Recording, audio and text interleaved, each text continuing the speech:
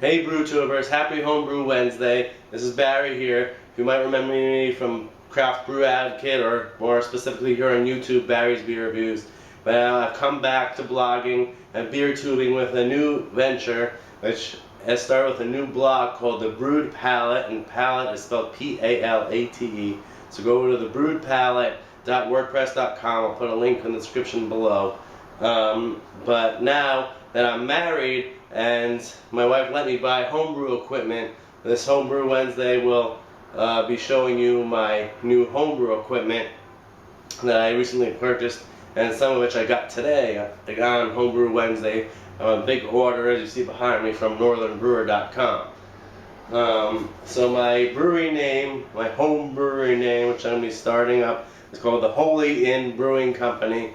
When you go to my blog, I'll be posting about my new equipment with pictures, and I'll explain why I designed this logo with pastels this week. Without babbling on too much, I've done over the years, with my brother for a while, my older brother who's been homebrewing for longer than me. I've done partial matches and all grains with him and all grains with friends, but never had my own all grain equipment. And so to have this experience, when I decided to go buy my own equipment for my new apartment in Uptown Manhattan in New York City, I decided that I'd go all grain and that I'd build my mash tun and my boil kettle, which we'll get to later, and go all out so I could do all types of brewing. And if I decide to do a partial mash or a kit brew, which I probably won't go down to kit brewing, not to say that it's a bad thing, but if I decide to do a partial mash, I could do it, but I'd rather prefer to do all grain. And my first beer, which will be next Homebrew Wednesday, I'll post a video of the footage from this Sunday, which I'll be brewing a chocolate coffee oatmeal stout, which I'm calling my Holy Inn Brewing Company Breakfast Stout, or another name when I taste it and get inspired. So let's go on to show you the homebrew equipment, and we'll be back to wrap it up. Alright? Cheers. Alright, so before we get into the actual brewing equipment, I'm going to show you the ingredients that I picked up from my local homebrew store called Brooklyn Homebrew this past Sunday. I know I bought the grains and got them milled a week in advance, so I'm keeping them in the bags that they gave me, and then I wrapped it in a garbage bag to keep it sealed. I am going to go to Target or another store as soon as possible to get a more airtight container for future brews if I ever need to store it for longer than a week or so before I actually brew, because right now I don't have a mill. And my other bag that I took home from Brooklyn Homebrew, I got a 3/8 auto siphon and some tubing and rice hulls because it's an oatmeal stout, and my favorite thing of the whole bag is these 4 ounces of cocoa nibs, which I'll add to the secondary of the oatmeal stout, which are from the Mast Brothers Chocolatiers here in Brooklyn, New York, which smell amazingly chocolatey. And then now let's go on to the Northern Brewer stuff. I really like that they sent the order with like an itemized receipt, and as you see here, and cool catalog, which I'll be able to look at for future recipes, because as I said with the kit brew thing, they do sell all grain kits on Northern Brewer, but I really like looking at other people's recipes and then coming up with my own based on that. So when we brew the oatmeal stout for next Homebrew Wednesday, I'll show you with me my recipe and what was the inspiration behind it. So let's start off with bottling and fermenting stuff, which is my main purpose of stuff for this purchase, for this order. So we have caps, of course, and a bottle brush and a capper. I wanted to buy a more expensive capper, but just not spend too much money on this initial order. I just saved money with that. Then I got a plastic mash paddle, a metal brew spoon, bottling wand, of course, a beer thief thing to take gravity samples with, like during secondary or before secondary, or to see what, or at the end of primary to see if the beer is finished. A 10-pack of muslin bags for now to use as hot bags. A new hydrometer,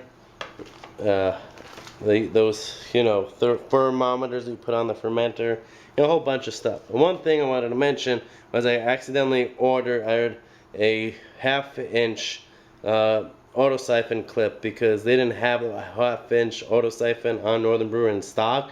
But I thought I'd get one at Brooklyn Homebrew, but I ended up getting the 3/8 one. So I just put duct tape to thicken the clip part so it wouldn't slip on the auto siphon and I wouldn't have to waste time and mental energy returning it just to get the other one. Then I got some pre-cut hosing. One for my siphon, which I put tape on to say no, it's for the siphon, and one for I'm going to be using my bottling bucket as a hot liquor tank for now until I get another cooler. So I got high temp hosing for that, for my bottling bucket and HLT. And then in terms of fermenters, I got a 6-gallon better bottle. Some people get the 5-gallon, but some flexibility for dry hopping, etc. I got the 6-gallon better bottle with the bung that I could put one of my 3-piece. I got 3-piece airlocks. I like those because you could put a blow-off tube on them more easily and don't have to worry about sticking a hose through the top of the lid and worrying about air getting in and stuff like that. So I have the Northern Brewer bottling bucket and then 2 plastic buckets which I use for primaries. And I did get a lid for the bottling bucket so that when I use it as an HLT, I'll put a blanket over it, maybe even bungee cord the blanket in. And then the last thing I got from Northern Brewer, before we go on to the other brewing equipment in the kitchen, is a bottle tree, which will help me a lot during bottling because I'm not kegging just yet. Alright, so we'll be back with stuff in the kitchen. Actually, before we go into the kitchen, I'm going to show you I have a couple in my apartment, a couple beer label collages that I worked hard on the past few years. And this is my favorite, my newest one, which says, "So many beers, so little time." Just, because you always want to try more beers, and you think there's so little time, but really you have all the time in the world because there's always new beers coming out. And here I have some beers. Maybe I'll show you them in another video because this video is going to be pretty long. I got 2 of these wooden dabbles to mark up for my boil pot. Just know how many gallons of wort I collect at Michael's for like $1.50 each. And then to go down here to the brewing equipment, here I have my 10-gallon Rubbermaid mash tun with the spigot and silicone tubing for higher temps.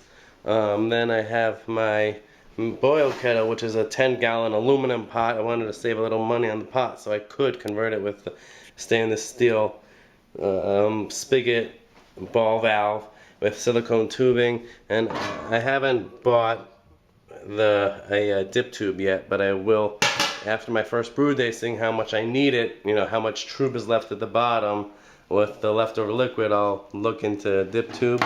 I did get 2 thermometers. One is a digital thermometer, which I saw those high rated on Northern Brewer, but I ended up buying it off Amazon. And then I had around already from past brewing equipment setups that I had somehow got left with this one. Inside my mash tun I have this CPVC manifold, which I built off a video, which I'll actually post links in the description of what video I followed for both the manifold and this spigot. Then over here I have some bottles that I'm collecting, because I'm going to need bottles when I bottle. And over here I have my wort chiller, 25-foot copper wort chiller.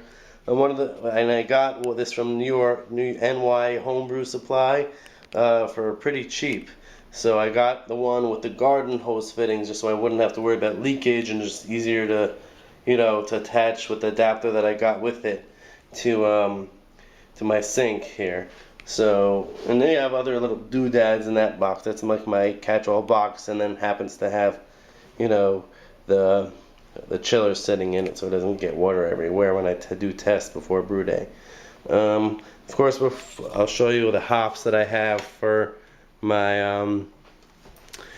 oatmeal stout here in the freezer.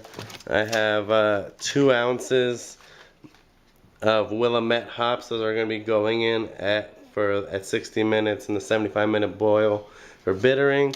And then I have where is it? And then for flavor, I have an ounce of East Kent Goldings. And both of the hops came in over 6% alpha acid, which is a little high for the variety. So I had to like tweak my recipe a little bit, especially for the bittering hops, you know, to make sure that it's not too high IBUs. Because I want it to be a sweeter beer with the chocolate and the coffee. And then for yeast, I'm going to use the Y Yeast 1335 British Ale 2, which I'll be making a starter for and using one of my Whole Foods growlers, my 64-ounce growler, to make about a liter starter with. And now in my kitchen up here, I have, beyond the beer glassware that I have in here, I have more up there, along with some other beer memorabilia, and of course my Dogfish Head bottle opener. And my wife's Hanukkah present for me last year was keep calm and drink beer. Alright guys, so that was my homebrewing equipment, my ingredients for my coffee, chocolate, oatmeal stout that I'll be brewing this coming Sunday. And yeah, I'm glad to be joining the BrewTubers and Homebrew Wednesday movement that SJ Pour started a couple of years ago. So cheers to SJ Pour. I will be hopefully enjoying the fruits of my labor before you know it. I don't know how often I'll be brewing, so I'll probably only post Homebrew Wednesday videos when I actually have an update. You know, so I wanted to start off with a bang, showing you all the stuff I got, and then, you know, I'll actually have a beer in the pipeline to show you updates on. So as I brew, especially in the New York City where I don't have a temperature controlled fridge and it's easier to brew and maintain temperature in the colder months, I'll be brewing a lot over the fall and winter. So, you know, I'll post whenever I actually have updates, and whenever, of course, which means when I'm brewing or have questions to ask you guys about brewing. So cheers, and I've been watching a lot of you guys' videos, and I'll start commenting on them more and more as we start getting to know each other through these videos. Alright? Cheers and happy Homebrew Wednesday.